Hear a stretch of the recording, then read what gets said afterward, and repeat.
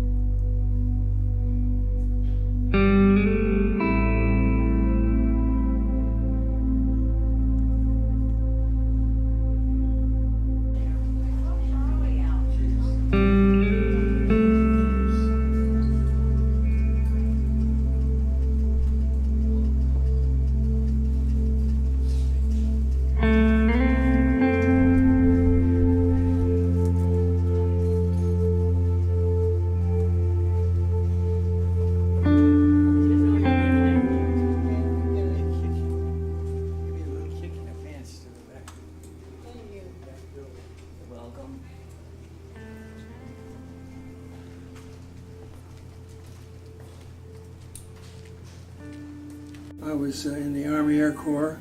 I was stationed in many areas. Started out in Fort Snelling, St. Paul, Minnesota. From there I went to Shepherd Field, Texas, and I went to college at Cedar Falls, Iowa. And after that, went to Yuma, Arizona for gunnery school. It was my choice. We went to Colorado and had advanced training in bombing. And after we finished that training, we were given orders to go to Hampton Roads, Virginia, Norfolk, and caught a ship to go to Naples, Italy. 16 days on the sea. And from Naples, Italy, we boarded on a British ship, transport ship, an old one. Must have been way before World War I. But we got to our destination, but on the way we went through the Messina Straits and Mount Etna was erupting. And it so happened that we went through there at night. It was a beautiful sight to see that volcano erupting. All the flame and fire and so on. We disembarked at Bari, Italy, or Bari, whichever, and spent a couple of days there, and then we're transported to our airfield where we were stationed, Grottaglia, Italy, which was close to the Mediterranean Sea, near Toronto. And after that, the fun began. I was a gunner and a top turret operator, and in a little while became a flight engineer. And that's a matter of helping the pilot and the co-pilot with different controls and valves and whatnot, transferring gasoline and checking different gauges to make sure that everything was operating okay. Who were the men aboard your aircraft? There was 10 in the crew: pilot, co-pilot, navigator, and bombardier. And then there was the nose gunner, the upper turret gunner, flight engineer, which is my job, and the ball gunner underneath, and 2 waist gunners, radio operator, and tail gunner. Who was the closest person to you? Pilot. He even let me fly the plane. I guess he did that because of an emergency. Why the flight engineer, which is the job I had, was right by the pilot and co-pilot. I could touch him either way, and we actually helped guide the plane, read the instruments, fuel, things like that, and open the bomb bay doors when it was time to drop bombs. We had a good pilot. He was a farmer from Kansas. Never will forget him. Leo Ingalls. On our first mission, the tail gunner guy's heel shot off. I don't know what happened to him. He went to the hospital and never saw him again. We flew 33 combat missions, all of them north, of course, from the Mediterranean to Austria, Germany, Czechoslovakia, Yugoslavia, a couple more, I guess. And we were able to fly all those missions without being shot down. A lot of the planes were lost, sometimes as many as half of them. We would put together flights of up to 800 to 1,000 planes for one bombing mission. And out of that group, sometimes as many as 40% didn't come back. So it was very hazardous, but the time we went in, I guess we didn't realize it. I think the Air Corps had more casualties per capita than any of the other branches from what I've read. And unfortunately, a lot of Germans were killed, a lot of Americans were killed, a lot of Poles were killed. I think we have read close to about 500,000 American GIs, maybe closer to 400,000. I had a cousin that was in a flight group just like I was in the B-24 Liberator in another squadron, and they were shot down over the Adriatic, and they were all killed.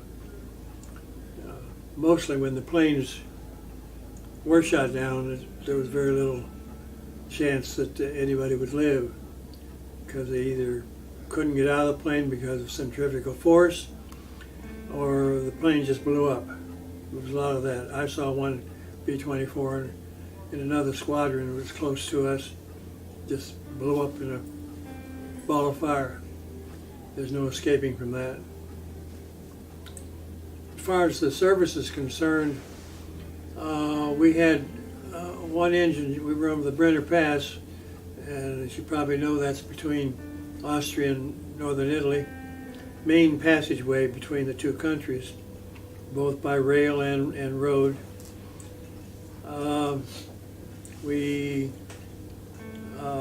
As I said, you had one engine shot out. You need to change your camera.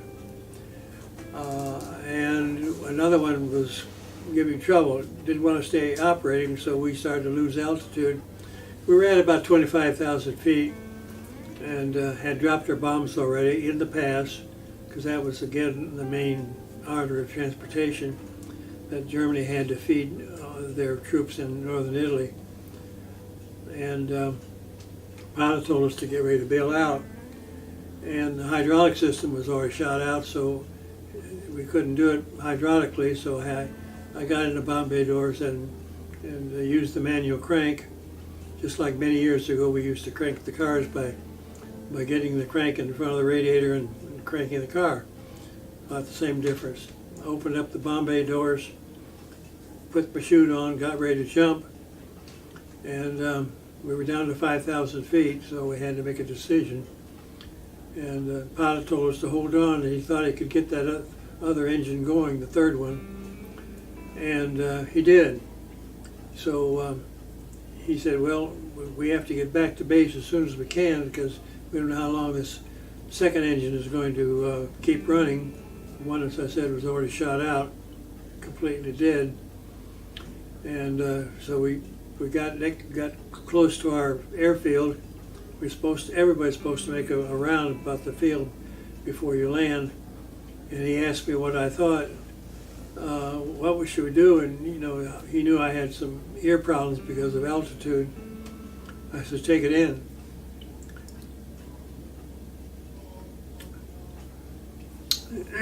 Excuse me. I remember it so distinctly.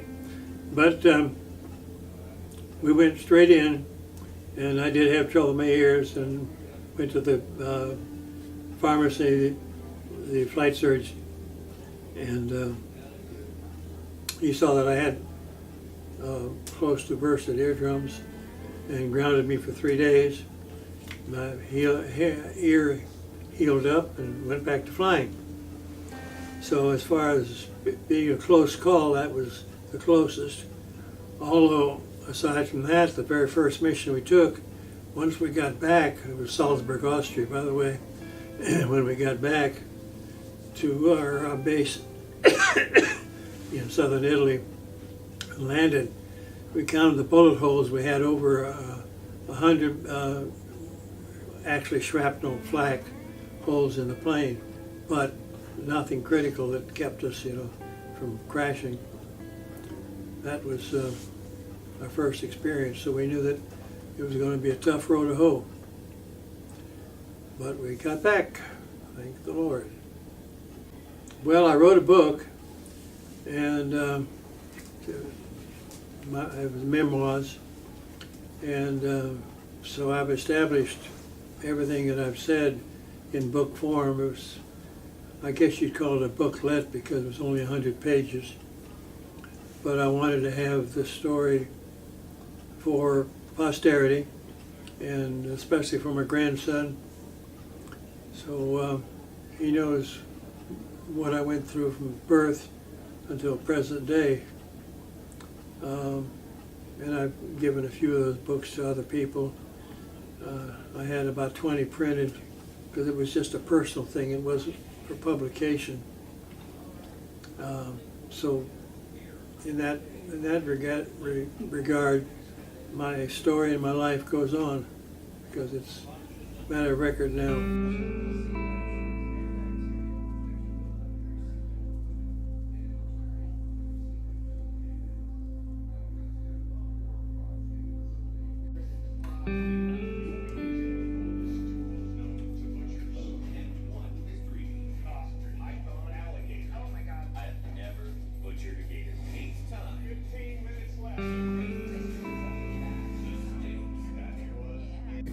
When the war ended, we were ready to go about our business, whether we're going to re-enlist, which I was asked to do that, and get another stripe. But I felt that I'd had enough, and I didn't need to fly anymore. So when the time come for my honorable discharge, that's exactly what I did, and came home to a city near Daytona Beach called Pearson, and started my civilian life. As far as keeping up with friends, there was only one that actually was close by, and he lived in Jacksonville. We had our separate lives, just like you do when you're in high school or college. You're with your friends while you're there, but once you get your diploma, you separate, and sometimes you never see them again. Did you ever miss the people that you served with? Missed them? Not really. We were close. We were always a close-knit crew. That was one of the benefits of being in the Air Corps, that you could be friends with them and get along with them fine, and you did, doing your job in combat, whether airplanes were coming at you trying to knock you down, or anti-aircraft was pretty broad. They were pretty accurate. Germans had a gun called 88 millimeter, and it was quite accurate. A lot of our planes were shot down. Fortunately, we didn't get shot down, even though we got quite a few holes in our ship. That must have been pretty hard, huh? Well, it was scary. You never know. You look out the window and you see an airplane blow up, and you wonder, well, are we going to be next? And but we were young, and it seemed like we just did what we were supposed to do, and really didn't worry too much about the consequences. Did a lot of praying, I have to admit that. I don't know that I really had any experience that scared the devil out of me. It was, we knew what it was going to be every time we went on a mission. And when we saw the bombs bursting in air, as is indicated in the Star Spangled Banner, we knew that the firing was close. And in some cases it was too close. At least half of the aircraft did make it. Why did I think I made it? I've been a lucky person most of my life, other than losing two wives to illness. I've had an extreme amount of good luck, and I think it started long before I even went into service. So it's when you're young, you're foolhardy, I suppose, and you had choices, but I thought that the Air Corps was certainly a better choice than the infantry, and it was a good decision. I never regretted it. There's a song that was written, must have been written about some of the things that we did, coming in on a wing and a prayer. And with one engine gone, we'll still carry on. We're coming in on a wing and a prayer. It was very popular during the war. What would you tell the people of this generation if you were to have a last word to resonate with people? Quit criticizing the country and learn to support the country in any way possible, and quit downgrading the greatest country on earth. There'll never be a country as great as the United States, but it could be ruined. Abraham Lincoln said one time that we have nothing to fear from overseas, from foreign countries, that what we have to fear is our own inner self, that we do things and carry on in such a way that we don't support our country. He said it a little bit different than that because I don't remember the exact words, but he had it right. Support our country or move somewhere else, I guess. It is a great country regardless of the problems we have. Democracy will always have problems because we're free thinkers. And you guys are forces. You can bring up the good life yourselves. When people downgrade the country, they just don't know what they're doing. I'm 94 years old Saturday, and do it all over again in a minute if I could. End of story.